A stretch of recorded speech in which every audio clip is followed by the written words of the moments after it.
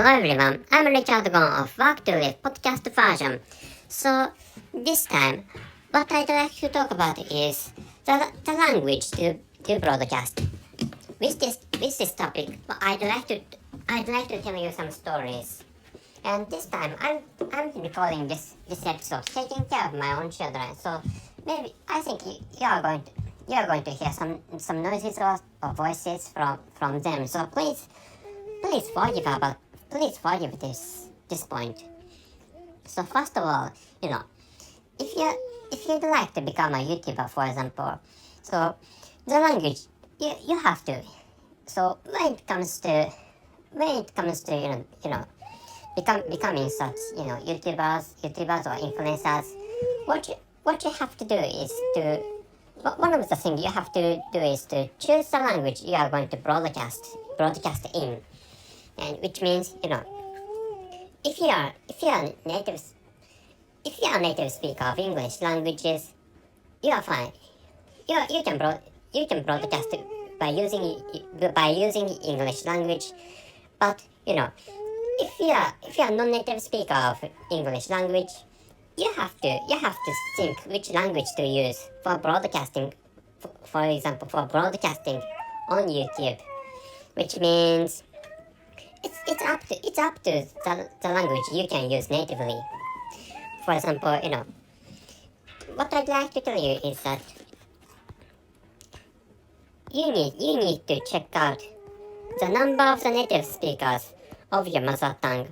So I mean, if you to start with, if the number of the native speakers of your mother tongue is considerably small, for example, I recommend you choosing English language for broadcasting on YouTube, because if the number of the native speakers of your mother tongue is really small, for example, this is an extreme example, but if the number of the speakers of your mother tongue is, for example, 100 people, the number of the subscribers you can get is 100 subscribers, which means you cannot monetize YouTube channel by using your mother tongue. So apart from the fact that your mother tongue is too rare to be avoided. For example, I mean, I'm sorry, my explanation was bad. So what I'd like to tell you is that apart from the fact that you can use really rare language, and people, maybe most people, I don't know, maybe some people may get interested in such rare languages, but in most cases people want to enjoy content. So if you can't entertain many people by using your own rare language, I recommend you choosing English language for entertaining other people. And anyway, so I'm assuming that most of the listeners are native speakers of some Indo-European languages or Indo-European language. Anyway, so the fact is that most speakers use European languages like English, German, and Polish language, stuff like that. Wait a moment please, a little bit please. So which means in most cases English has the largest number of the native speakers. And apart from English language, I checked out on the internet the number of the native speakers of various languages, and as you know, the largest number of the native speakers is owned by Chinese language. I'm sorry, what I said is not natural as English. Chinese language has the largest number of the native speakers all over the world, and the number of the native speakers of Chinese is 980 millions. And I'm using Wikipedia for checking out the number of the native speakers of various languages, and the second largest number is held by Spanish language, which means, the number of the native speakers of Spanish language is 4,080,000, no, not 4,000,000, 480 million. So, I might have mistakenly said the number of the native speakers. So, let me tell you again. The number of the native speakers of Mandarin Chinese language is 980 millions. And the number of the second largest is Spanish. And the number of the native speakers of Spanish language is 480 millions. And Chinese accounts for, according to Wikipedia, Chinese accounts for 11.922%, and Spanish accounts for 5.994% of the whole people. Do not eat. I'm sorry. My children were trying to eat books. Anyway, so according to this website, the number of the native speakers of English language is 379 million. English has 379 million native speakers. Considering which, if the numbers of the native if your mother tongue doesn't have 379 million native speakers, so considering the efficiency of broadcasting, it's good to choose English language for broadcasting, which is what I'd like to tell you this time. So but maybe you think that it's fine to engage a lot of subscribers, which means, for example, I checked out some websites, and I checked out the number of the native speakers of European languages, and I got another website, and let me sample a country, and this time I'd like to sample, or I'd like to use a country as an example. The country is Latvia. So why I chose Latvia is because there's a famous Japanese entrepreneur who succeeded in the internet society, and that Japanese person had lived in Latvia, which is why I chose Latvian language. And the number of according to another web page of Wikipedia, the number of the native speakers of Latvian is 1,750,000 native speakers. The number of the native speakers of Latvian is 1,750,000. So, which means, if you are Latvian and if you are confident on engaging, or if you are Latvian, if you can say that you can engage all the Latvian people, you can get 1,750,000 people. You can get subscribers of 1,750,000. You can get 150,000 subscribers by broadcasting in Latvian language. If you can surely say that you can get all the users of Latvian language. But my mother tongue is Japanese, and I live in Japan, and there are some famous YouTubers in my country, and in the case of this country, some famous YouTubers get 10 million subscribers. And there's a famous YouTuber who got 10 million subscribers, and the number of the native speakers of Japanese language is let me check the website.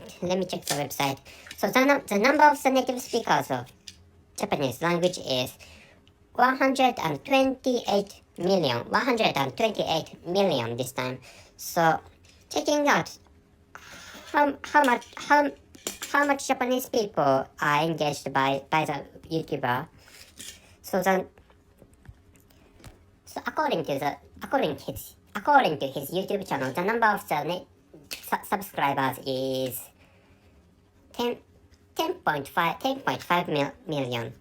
And of course, there must be some foreigners there must be some foreign subscribers in his YouTube channel, or there must be some people who have 2 or more channels, and those channels subscribe his channel. Anyway, so calculating the ratio, and the number of the subscribers of that YouTuber is 10.5 million, and dividing this with the whole numbers of the native speakers of Japanese people or Japanese language.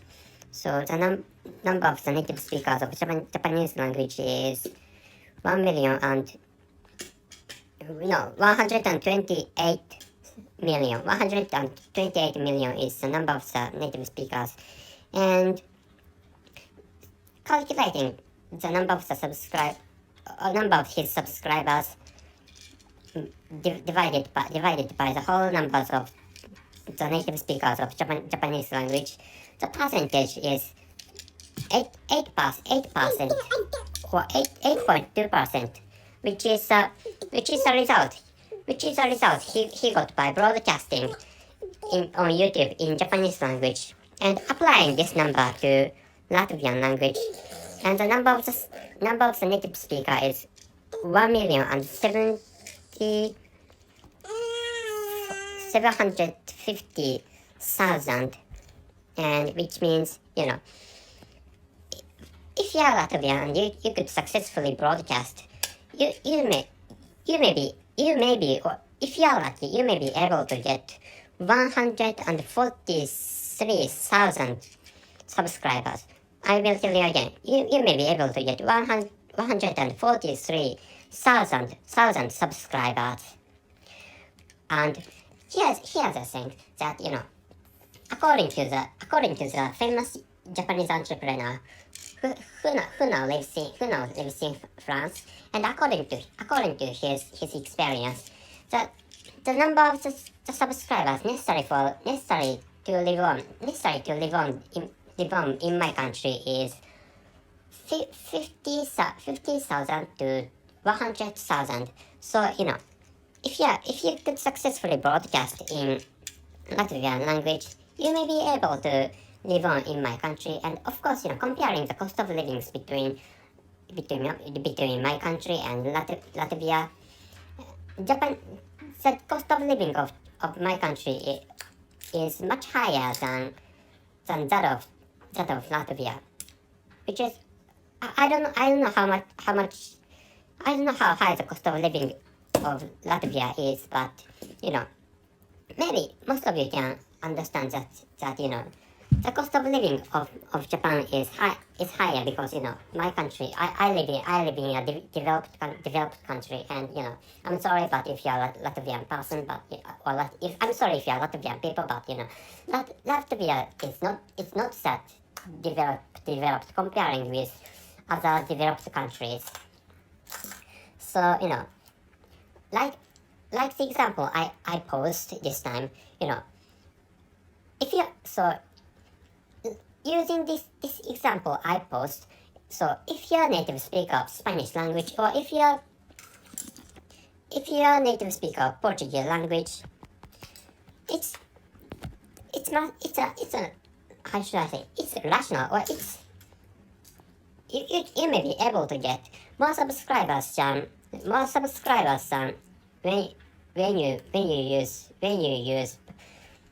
you would use Japanese language for broadcasting on YouTube, which means the number, I will tell you again, the number of the native speakers of Japanese language is 128 million, but the number of the native speakers of Spanish language is 480 million, and the number of the number of the Portuguese speakers is 221 millions. Comparing those numbers between the number of the Japanese speakers and the native speakers of Portuguese speakers, or Spanish speakers, it's more efficient to broadcast in your mother tongue than choosing Japanese language in my case. And in the case of the number of the Spanish speakers, the number of the speakers of Spanish language exceeds the number of the English speakers, which means if you are a native speaker of Spanish language, it can be said you can get more subscribers than you chose English language. It's up to the number of the internet users using Spanish language as their native speakers, but thinking about the number of the speakers, roughly comparing the number of the speakers, it can be said that you should use Spanish language. So if you apply this logic, if you apply this logic to the number of to Chinese language, you may say that it's better to use Chinese language for broadcasting, but to use Chinese language for making money on the internet, you have to check out whether it's possible or not, because the system of mainland China is really complicated and really unique in thinking about this world, which means if you aren't familiar with Chinese language, I recommend you are choosing Spanish language or English language broadcasting on YouTube, which is what I'd like you to know this time. So I'm sorry for the noises and voices of my children. So thank you for listening, and I'm thinking of pasting some documents I used this time on the description column of this episode. So if you'd like to check out the online documents I used this time, so please access to the description column of this episode. So I paste the links of those online documents on the description column. So thank you very much for listening. See you